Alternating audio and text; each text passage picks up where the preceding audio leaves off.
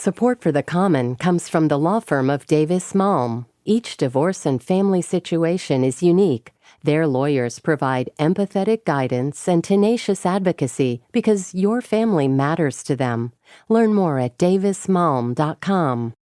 Support for this podcast comes from Boston University's Questrom School of Business, presenting the Is Business Broken podcast, featuring conversations about the role of business, stakeholder relations, and government at bu.edu/Questrom or wherever podcasts are available.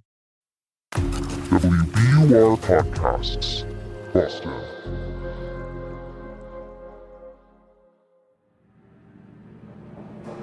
I'm Daryl C. Murphy, and you're listening to The Common. Happy Halloween. We hope you're having safe and spooky celebrations this week.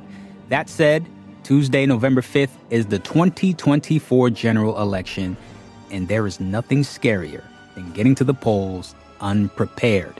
But seriously, there are 5 statewide ballot questions in front of voters this November, and frighteningly, there are quite a few misconceptions about them.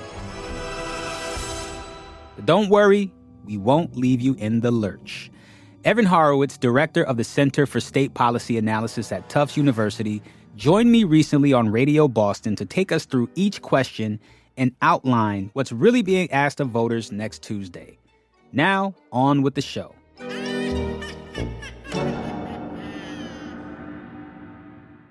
Let's get right into it. Question 1. It asks, should the state auditor, who is currently Diana DeZoglio, have the authority to audit the state legislature? Where are we getting it wrong here? Where you're getting it wrong is, I think lots of voters look at this question and think, I'm not happy with the legislature. Somebody should pay more attention to the stuff they're doing. They're not transparent enough. Mm-hmm. They vote on bills at the last minute. They don't always show how committee members vote. We should get somebody on top of this, maybe the auditor. Yeah. The misconception is this question wouldn't do any of that. You can't do any of that. All of the things that voters really care about, those kinds of transparency issues, is the legislature working the way a legislature should? Those are all constitutionally protected. The legislature gets to decide how it should work, whether it should vote in the middle of the night in the last minute, who should be on committees, how those things get recorded. Those things are core legislative prerogatives. And there's no way that an executive branch official, even if this ballot question passes, and to be clear, the auditor is an executive branch official, there's no way the courts are going to allow her to step into those core legislative questions and tell the legislature what they can and cannot do. So you can vote yes if you want to send a message. You can vote yes if you want to give the auditor some other powers, because there are other things she might be able to do. But if what you want is to increase transparency in core legislative activities, it's not going to happen. Evan, is this a wasted ballot question? I mean, it's a trick question. No, you can, as a voter, look at this question and say, I want to send a message, right? Like, that's not a waste. Expressive voting is not a waste. To say, I believe in this, even if I'm not going to get the outcomes that I want. I still am going to vote this way. I just want voters to understand you're not going to get the outcome that you want. You're not going to get what you want. If that's really what you want. Now, if you think, it would be nice if we had a standoff between the legislature and the auditor. What we really want is for the auditor to try to use these powers, for the legislature to say no way, and for this to go to the courts. If you really want like a constitutional standoff, definitely vote yes. Because that, I think, is the most likely kind of outcome if you do vote yes. The other reason to really think of a yes vote is you want the auditor to possibly get the power to oversee how the legislature buys office furniture or does things that aren't core legislative activities.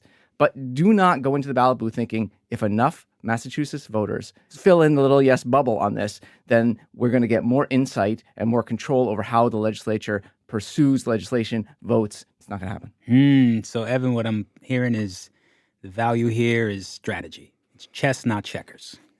Yes, and probably we're playing a losing hand, right? Sometimes in chess, you got to realize you resign. We're playing a losing hand. I think this is one where voters really seem to be playing a losing hand.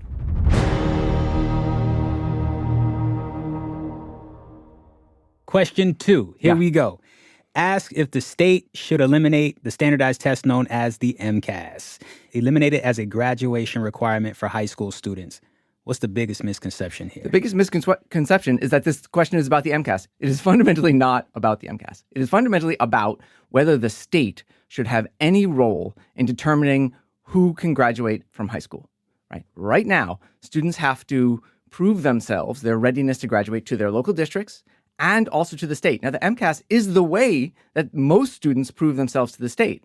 But if this question passes, not only will the MCAS no longer be the way that they prove themselves to the state, they will not have to prove themselves to the state in any way, right? This is not about the MCAS in the sense that the state couldn't turn around and say, you know what? We didn't like the MCAS either. We want a new test. No. Or what we want is to make sure students take a series of classes, this math class followed by that math class and these 3 English classes. No, the state couldn't replace it with any of those things. All that happens if this passes is that districts would have to certify that they have requirements that match state standards. They don't have to go to the state and say, hey, do these match state standards? They certify that their requirements match state standards, and then they set their own graduation requirements across the 300 plus districts of the state. So fundamentally, while all the talk and all the focus is on the MCAS, this is about, is the MCAS a good test? Is it a bad test? How many people don't pass? Really, the ballot question is about a much broader thing than that. It's about, do we want our state to have any role in setting a floor for graduation expectations in high school?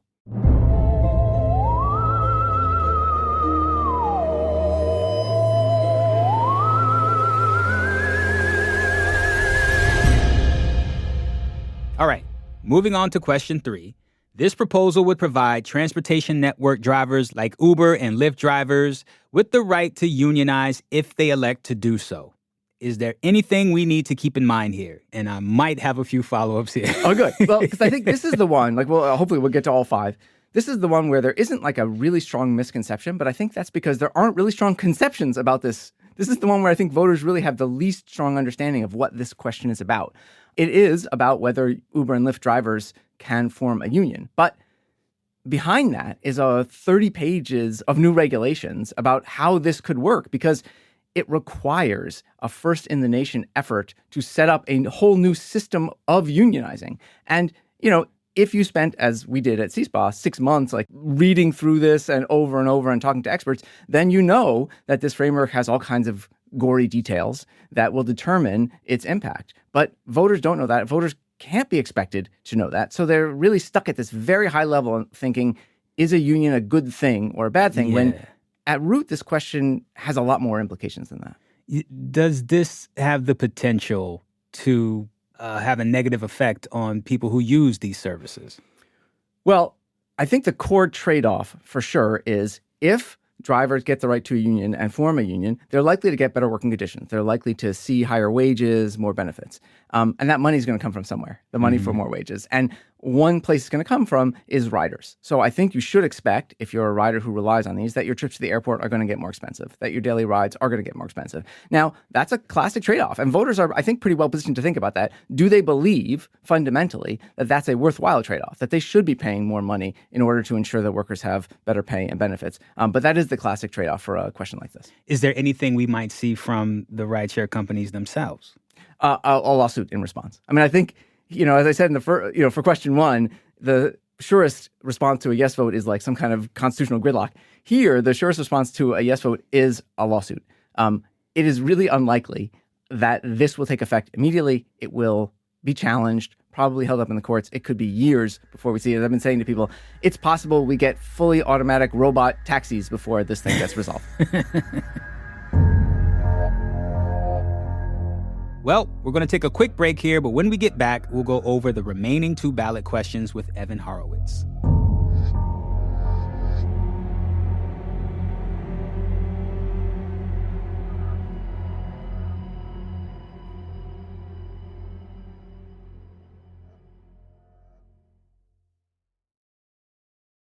I'm Meghna Chakrabarty, host of On Point. At a time when the world is more complex than ever, On Point's daily deep dive conversation takes the time to make the world more intelligible. From the state of democracy to how artificial intelligence is transforming the way we live and work to the wonders of the natural world. One topic each day, one rich and nuanced exploration. That's On Point from WBUR. Be sure to follow us right here in your podcast feed.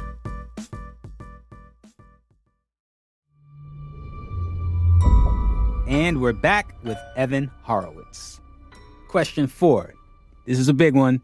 A proposal to allow persons aged 21 and older to grow, possess, and use certain natural psychedelic substances in certain circumstances. It would license and regulate facilities offering supervised use of these psychedelic substances and provide for the taxation of proceeds from those facilities' sales of psychedelic substances. The no side, obviously, does not want that.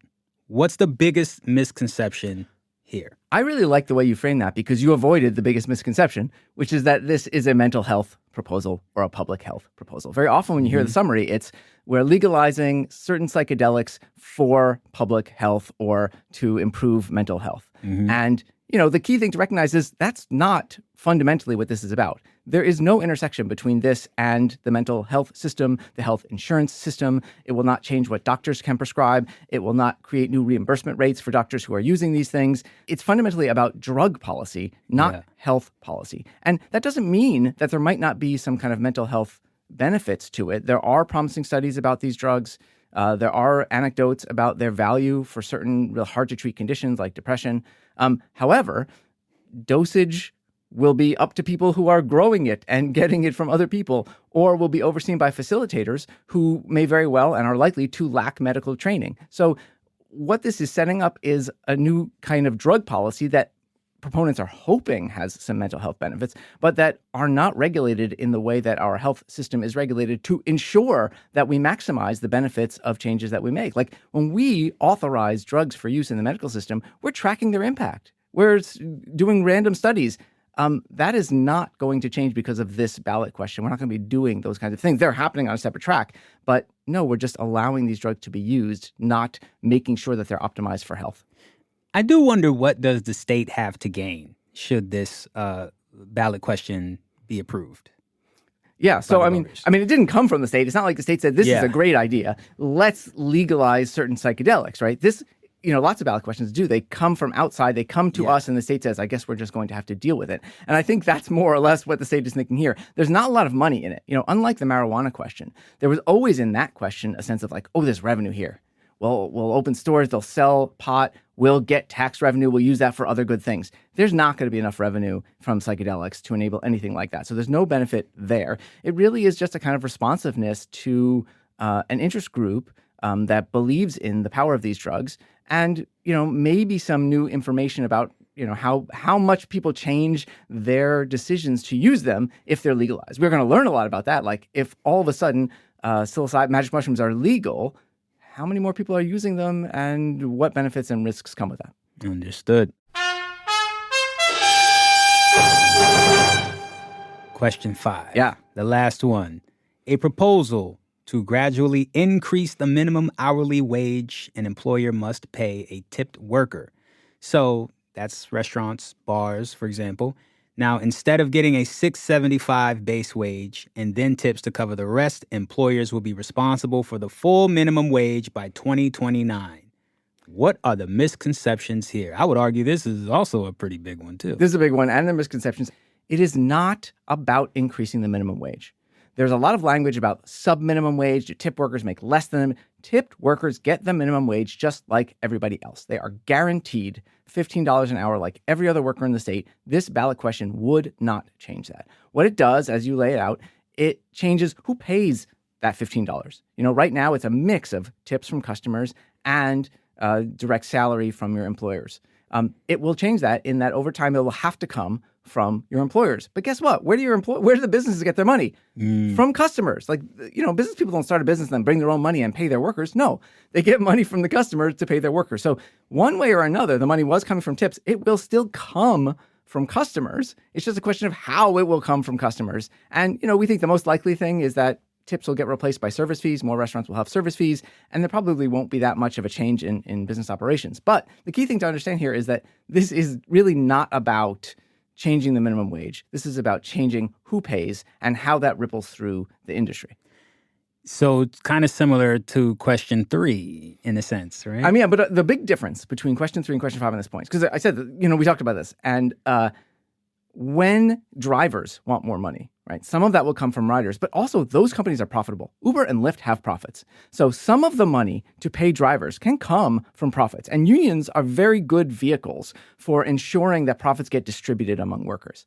Restaurants are a different case. Restaurants are notoriously low profit, highly vulnerable, high failure rate operations. So the money to pay workers is not going to come from profits because there is no giant pool of profits that they can use to pay workers. It really has to come from higher prices or less hiring, though most of the research says higher prices.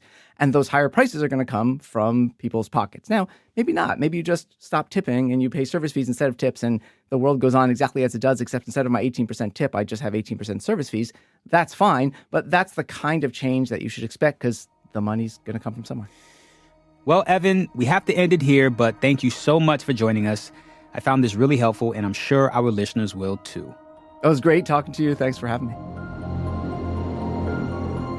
That was Evan Horowitz, director of the Center for State Policy Analysis at Tufts University. And that's our show for today. Thank you so much for listening to The Common. If you want to get in touch with us, hit us up on Instagram at WBURTheCommon or send us an email at thecommon@wbur.org. And now it is that time for me to let you know that The Common is produced by Franny Monahan. It's mixed by Emily Jankowski and Paul Vaitkus. And it's edited by Samatha Joshi and Ben Brock Johnson. And our theme music is Me by Hisu. And from the newsroom of WBUR, I'm your host, Daryl C. Murphy. I'll talk to you next week.